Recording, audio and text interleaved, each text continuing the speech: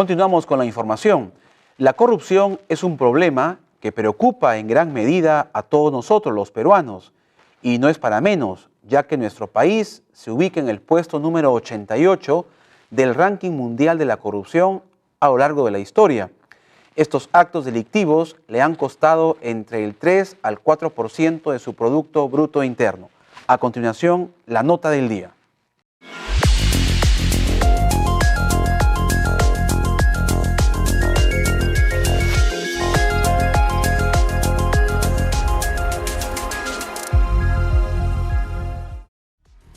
La sensación general de la ciudadanía es que detrás de cada licitación, trámite burocrático o adquisición se esconde un delito.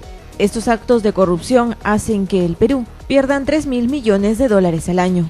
De llegar al poder, Keiko Fujimori enfrentará la corrupción aplicando 3 medidas en materia de gestión gubernamental. Pretende garantizar un gobierno abierto a fin de que la información pública producida por el Estado sea gratuita y a disposición de la ciudadanía. Ha dicho que ejecutará acciones para que la transparencia y el acceso a la información pública sea cumplida por las entidades nacionales. Además, reforzará la autonomía y la independencia de la Procuraduría General del Estado. Por su parte, Pedro Pablo Kuczynski plantea 6 iniciativas: fortalecer la Comisión de Alto Nivel de Anticorrupción, constituir un Observatorio Nacional contra la Corrupción, crear la Autoridad Autónoma para la Transparencia y el Acceso a la Información Pública, además de fortalecer y descentralizar la Procuraduría Pública especializada en corrupción de funcionarios. Es así que el próximo presidente del país debe liderar el correcto funcionamiento del Observatorio Nacional contra Corrupción que existe ya en el Poder Judicial, pero que desde hace 3 años no hace el seguimiento acordado a las instituciones del Estado.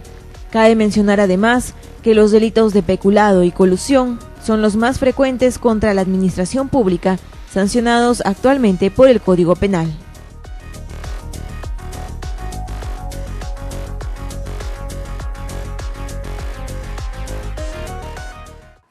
Y para profundizar en este tema que a todos los peruanos nos preocupa, está con nosotros aquí en vivo el abogado André García León. Él representa a consultores legales y contables de acá en Trujillo. Bienvenido, André García, a nuestra entrevista del día de hoy para hablar sobre una problemática que ya está tan enquistada en la sociedad. Comenzaremos, obviamente, para que el público conozca en términos comunes lo que significa el peculado y la colusión. Bueno, en principio agradecerle la invitación. Es un tema muy actual, muy vigente por el tema político que existe en la actualidad.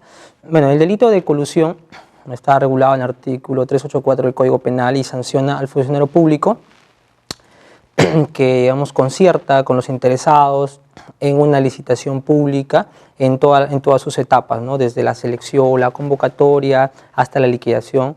Y también este funcionario público tiene que tener pues un nexo funcional, tiene que tener una incidencia en específica dentro de esta licitación, ¿no? La pena en la colusión simple es de 3 a 6 años, en que solo basta que se acredite que hubo una concertación clandestina entre el funcionario y el interesado, que en la mayoría de casos son los contratistas, y la colusión agravada, que tiene una pena de 6 a 15 años, en que se da en específico cuando se causa un perjuicio al Estado. Esto es, por ejemplo, los casos concretos que vemos, por ejemplo, que las edificaciones que construye se caen, ¿no? los estadios o las losas se parten, digamos, se ve un perjuicio al Estado, ¿no?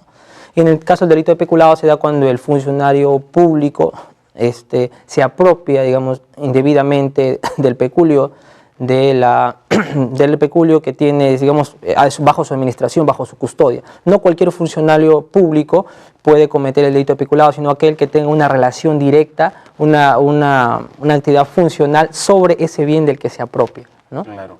Y respecto a las propuestas que hemos escuchado de los candidatos a la presidencia de la República, ¿qué es lo que, en tu opinión, son factibles o han sido muy, diríamos, endebles o débiles estas propuestas?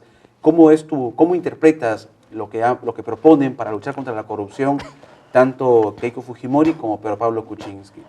Bueno, las propuestas son muy genéricas, a mi entender.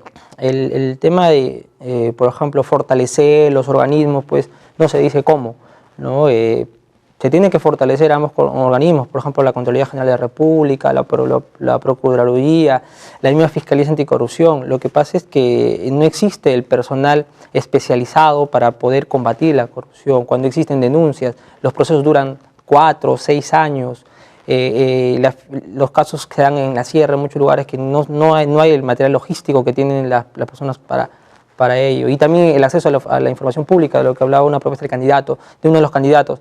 Existe, sí, hay un problema, porque uno cuando quiere pedir información se demora mucho, digamos, las entidades públicas, las municipalidades, los gobiernos regionales. Son muy engorrosos los trámites para acceder a la información. Claro, o sea, te buscan cansarte con la finalidad de que ya no obtengas esa información, porque esa información, si es que hay algo irregular, no les va a convenir, pues, obviamente, porque puede ameritar una denuncia posterior. ¿Y cuánto afecta económicamente la corrupción al desarrollo del país? Afecta mucho, como se refiere en la nota, pues casi más de 300 millones de soles, ¿no? ¿Por qué? Porque este dinero que se pierde con la corrupción está destinado pues a las obras, servicios públicos, y eso genera pues que en los presupuestos para el próximo año, en el presupuesto general de la República público para estas entidades se reduce por haberse perdido mucho dinero que se podía haber invertido, ¿no?, en muchas obras sociales. Se pierde mucho con la corrupción. ¿Y cuál es tu opinión acerca del nombramiento de un SAR anticorrupción para el Perú? ¿Sería una decisión importante, valiosa para contrarrestar esta problemática? Considero que en parte sí y en parte no. En parte sí, porque si bien el SAR anticorrupción tiene pues toda la potestad, todo digamos, el privilegio y el respaldo de las entidades públicas para poder combatir la corrupción, pero debe haberse unos SARs descentralizados. Aquí en La Libertad y en otras regiones la Procuraduría Anticorrupción está muy abandonada. Solamente en Lima nada más existe, pues, nosotros conocemos, es más fácil conocer al procurador de anticorrupción de Lima o de los activos de Lima que el de Trujillo, más se conoce al fiscal de anticorrupción. Eso se ve que se ha abandonado esa institución. ¿Y qué tan difícil es combatir la corrupción en el país? Hay muchos, como ya lo has mencionado, procedimientos tediosos, engorrosos. ¿Y cuál sería entonces una alternativa para empezar ya decididamente a combatir la corrupción en el país? ¿Qué deberíamos hacer? ¿Qué debería hacer el Estado, las instituciones públicas y también nosotros los ciudadanos de nuestra posición para combatir este mal? Primero, considero que debe existir medidas más ejecutivas. Esto es, por ejemplo, el acceso a la función pública. Se habla, por ejemplo, que en Colombia, en otros países, una persona común y corriente puede acudir a una municipalidad o institución y en el mismo acto le puede en una computadora mencionar en qué gasta o en qué no gasta su funcionario. Además también tanto el organismo de supervisión de contratación del Estado, la OCE, la Contraloría General de la República y la Procuraduría, tener el personal adecuado y eficaz para poder acudir ante una irregularidad. Por ejemplo, hay muy pocas intervenciones que se hacen ante las municipalidades, gobiernos regionales, cuando se está viendo palpablemente que una obra hasta que se cae, cuando está viendo que no se está cumpliendo una obra. Mientras Fiscalía, la OCE o Contraloría llega, ya prácticamente la documentación de repente ha sido hasta arreglada, ¿no? Entonces, o manipulada. Es bien difícil. El tema es que tiene que haber un material, un personal logístico ejecutivo para combatir esto. Y también las leyes, incluso de contratación del Estado, que no permiten, digamos, la posibilidad de que los postores que pierden, por ejemplo, una licitación pública puedan acceder para poder reclamar oportunamente. Es muy complicado. Hay mucho formalismo que genera pues duda, irregularidad, poca transparencia. Al respecto también se ha venido a lo largo del proceso electoral proponiendo la llamada muerte civil para los corruptos. ¿Consideras que esta podría ser una medida efectiva para luchar contra la corrupción? En parte sí, puesto que la muerte civil tiene la finalidad de evitar esto. La muerte civil tenemos que aclararlo, que tiene que darse solo para aquellas personas que han sido condenados y tienen una condena firme sobre corrupción de funcionarios y a la vez que no han pagado o no están pagando la reparación civil que le deben al Estado. Entonces ellos con la muerte civil se evitaría que ellos puedan contratar nuevamente con el Estado, hacer asociaciones, a obtener créditos, porque si no, pues ¿cuál sería la finalidad? De que no pueden pagar una reparación civil, pero muy bien tienen dinero para nuevamente contratar con el Estado y de nuevamente tener ganancias. Considero que en parte sí es correcto, pero no soluciona el problema. El problema está en en el proceso mismo, ¿no? de conseguir que se puedan ser sancionados. No, porque quizás a veces los peces gordos no podrán ser sancionados, claro, no podrán nunca tener muerte civil. Protegidos, ¿no? Están protegidos. Por el poder político muchas veces. Claro. Y una última pregunta, ¿consideras que hemos avanzado en esta lucha contra la corrupción en el gobierno que termina de Ollanta Humala? ¿O estamos igual o hemos incrementado la corrupción? Bueno, en el tema del incremento de la corrupción es un tema estructural, ¿no? O sea, digamos, el gobierno, digamos, en cierta medida puede tener algunos indicios, vestigios o algunas autoridades dentro que han cometido actos de corrupción. Pero en parte sí se ha avanzado en el sentido, por ejemplo, que se ha fortalecido la Fiscalía de Corrupción de Funcionarios. Entonces ya tenemos fiscalías especializadas de corrupción de funcionarios en todo el país. Se ha aumentado también un poco el personal de la Procuraduría, ¿no? El de la Procuraduría, también el tema de la Contraloría. Se ha modificado el reglamento de contratación del Estado que da algunas novedades para controlar las posibles colusiones, ¿no?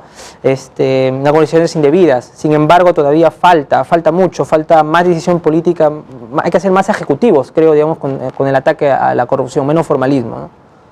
Muy bien, muchas gracias por tu participación. Estuvo con nosotros el abogado André García conversando, ampliando sobre la corrupción. Un tema que obviamente el futuro presidente o presidenta del país tendrán que abordar y solucionar, porque ya los peruanos estamos cansados, agobiados de que la corrupción se haya institucionalizado en nuestro país. Una pausa y regresamos en UPAO Noticias, edición mediodía.